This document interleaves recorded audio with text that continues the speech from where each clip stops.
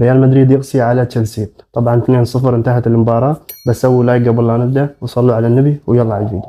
كورتوا يستفز تشيلسي طبعا بالتصديات، يعني اتكلم عامة. وبصراحة الحارس ممتع، والحارس اصلا انت تشوفه يوم يصد الكرة تحس انه ممتع كأنه لاعب مهاجم، عرفتوا كيف؟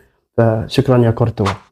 ثاني شيء برافو رودريجو بصراحة اكتشف نفسه من كم من مباراة، حين يسجل ويصنع ويسوي كل شيء في كرة القدم، عرفتوا كيف؟ فأنتوا اكتبوا لي رأيكم في رودريجو، أداء رودريجو.